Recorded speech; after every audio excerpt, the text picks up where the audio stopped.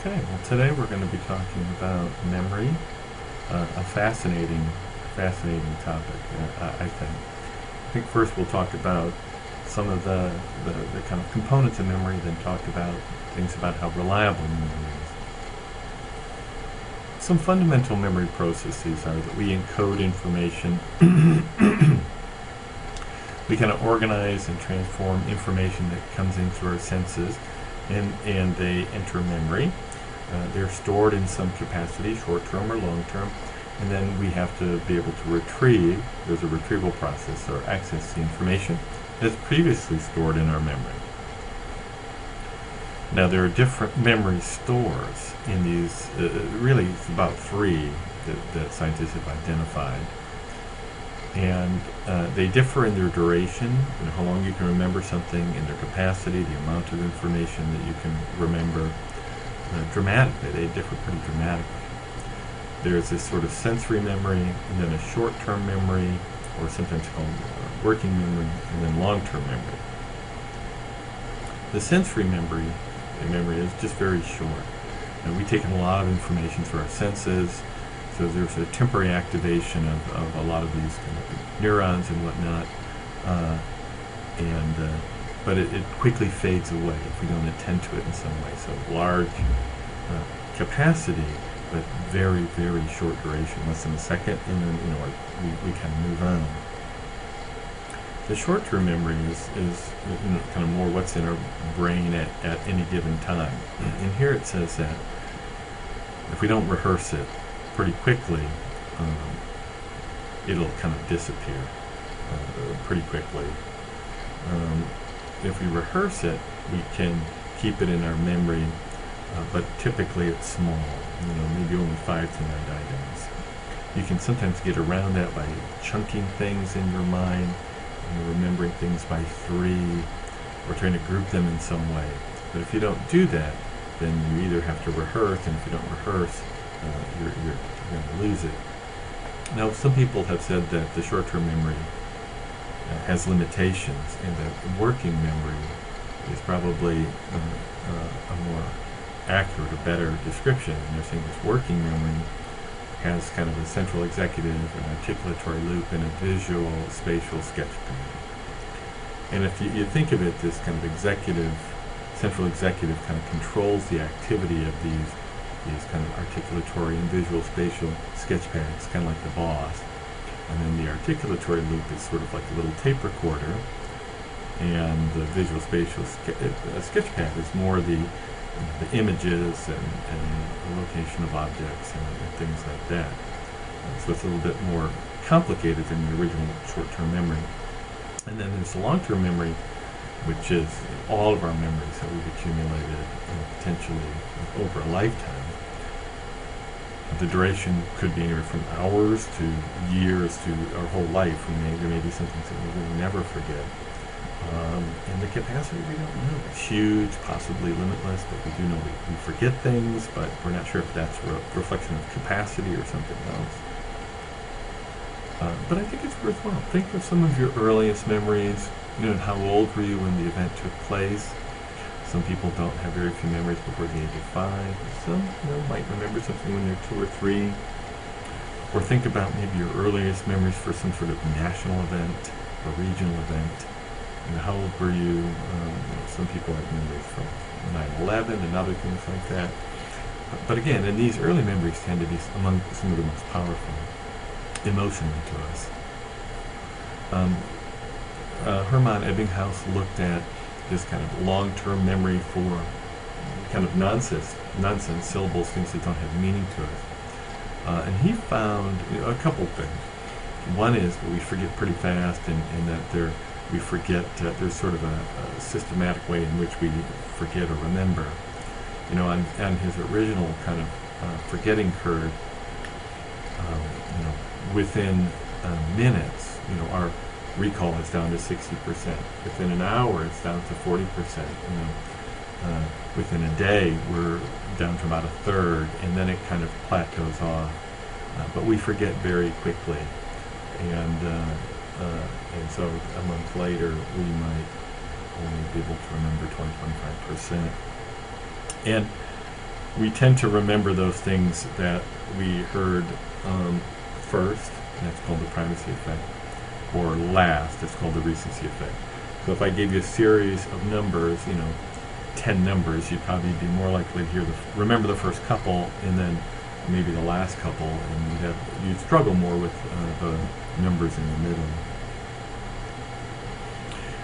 There's a video here that I want, that I assigned for you to look at if you want. The Woman Who Never Forgets. It's just a real poignant story about somebody who has a kind of almost perfect or has perfect autobiographical memory, and some of the benefits and I think struggles associated with that. When we go to make memories, we oftentimes, what they say, kind of make memory codes. This kind of mental representation or an internal re-representation of some sort of event. Sometimes we store things visually, sometimes we store them verbally, and so we might have a picture, or we might actually be kind of remembering the words. We know that information that's stored as one type of code doesn't need to match the original stimulus. So I could see a donut and somehow code it verbally, or I could read a word donut and remember it visually as a donut. But and the other thing too is interesting, as we store information, depending on how we do it, if we store it visually, parts of our brain that are associated with vision are activated. So memory consolidation really takes place, in numerous parts of the brain. And by consolidation, I mean it's kind of taking these memories, and how do they become permanent or relatively permanent? We know that the hippocampus is involved in this. We know that there's a dynamic process that eventually leads to kind of more long-term or permanent structural changes in the brain. The thing that's interesting about this is that our memories can actually change, though. So when we recall something from memory, oftentimes it changes the actual memory of it. And so as we remember maybe a party when we were 5, it may kind of change in our mind subtly as we think about it, and then we kind of reconsolidate and stabilize those memories. And so many of the memories that we have from early on may be subtly changed as we remember, re-remember, reconsolidate. We know that the deeper that we process something, the more likely we are to remember it. So if we process it shallowly, like maybe based on the appearance of a word, we'd be less likely to remember it rather than if we kind of try to remember it based on the sound of the word, or maybe some sort of the meaning of the word. And here's an example. Like if if you just had to answer, yes or no to these 3 questions about a word. Let's say that the word is game, okay?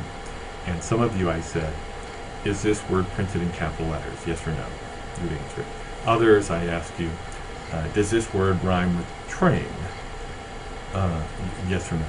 And then others, I'd say, does this word fit in the following sentence? I have nothing to blank by helping you. Yes or no? Even if that you all answered yes or no, the people who had to kind of put that word in a meaningful context, like I have nothing to blank by helping you game, I would be more likely to remember it than those who just answered the question about whether it had capital letters or not.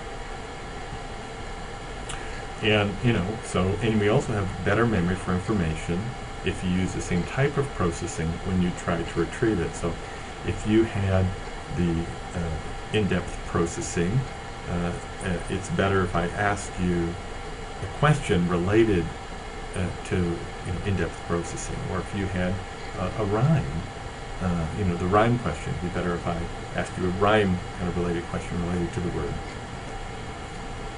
Again, I think anytime that we can elaborately encode, take information that's just coming in and organize it and integrate it in a way where it's meaningful to us, it's going to help us take it from short-term memory to long-term memory.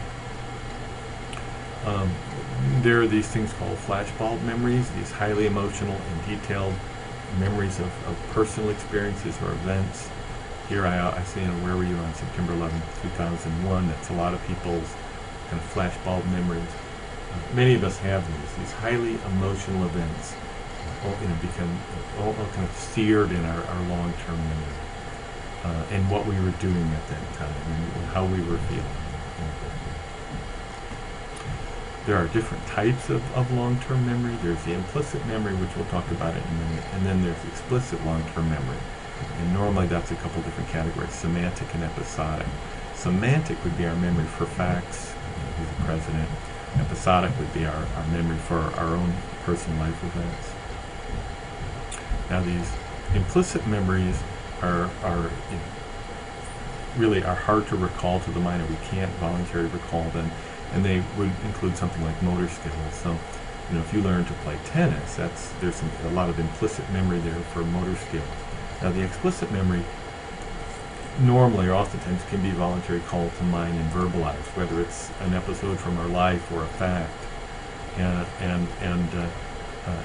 We're not guaranteed. Of course, we forget a lot of stuff, but the explicit memories we recall, the implicit typically not.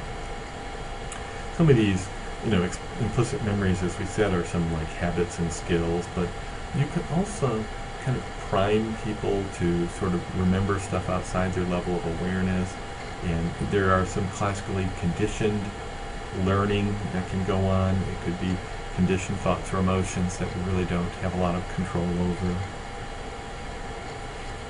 Many of us are familiar with the difference between recall and recognition. Recall is bringing information into the mind, like trying to remember facts for a test.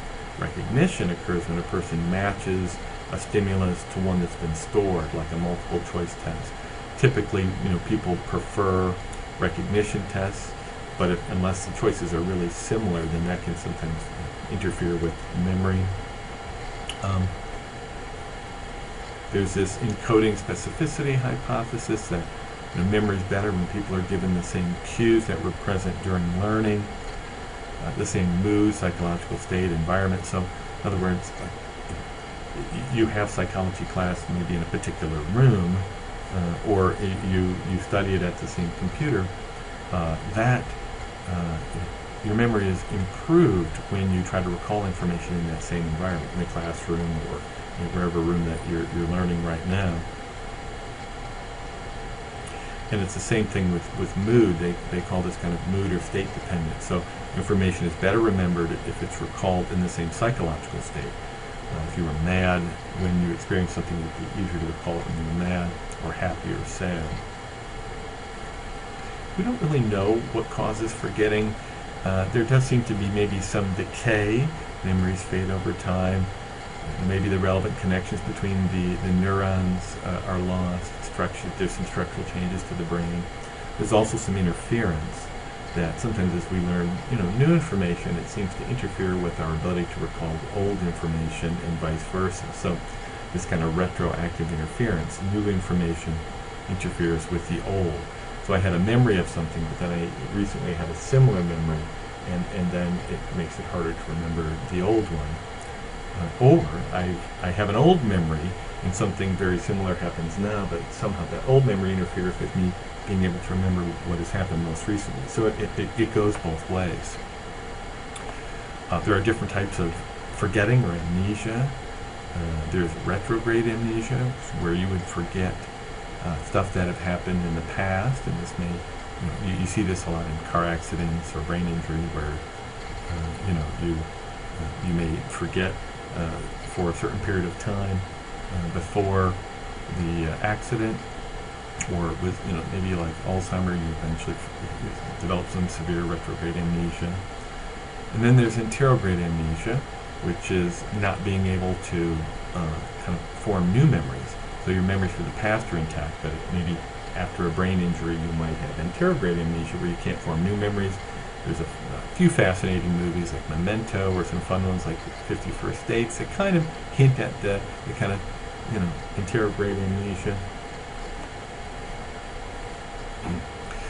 Again, I mean, I think, this idea of what is, our episodic memory. Is it like a collection in file drawers, we just pull them out verbatim?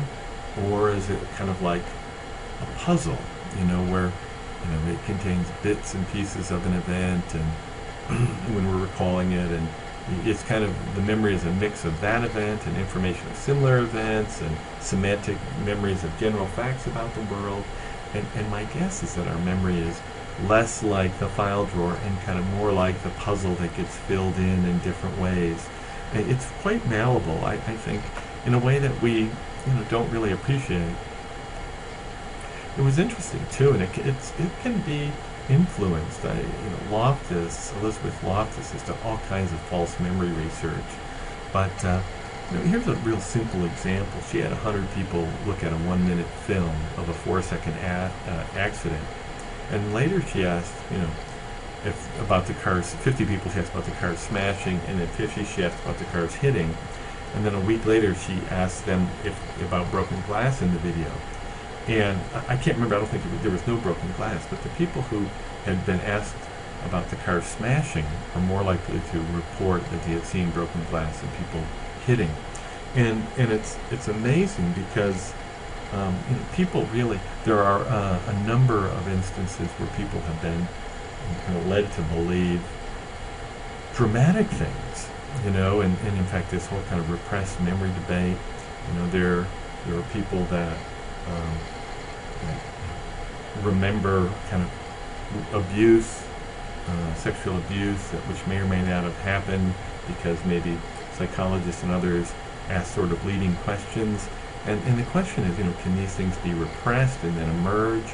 Or sometimes when we make a suggestion that this could have happened, do we sort of introduce those memories? Very controversial, and I think we realize now that we have to watch how we question people, because we can easily introduce memories that didn't exist. And again, so can people be made to believe almost anything? Are they as confident in those memories as other memories? How can false memories come about? And it can. Again, if you look at the research, people can be made to believe all kinds of crazy stuff. They tend to be as confident in those memories as there are any others, and it can come about pretty easily by suggestive interrogations, having people discuss old memories, even having them imagine doing something, and they'll tell you later that they actually did it. Again, as far as improving our memory, the deeper or the more that we can process information, we tend to be a little bit better off. If we distribute the learning over time, so we don't try to cram all the information in a massed practice right before the exam, tends to help us.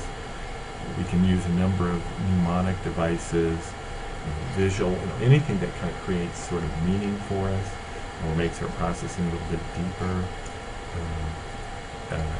will help with improving memory. Okay, well that's all I wanted to talk about today, and I look forward to reading your discussion questions and journal entries on memory. Thanks. Bye.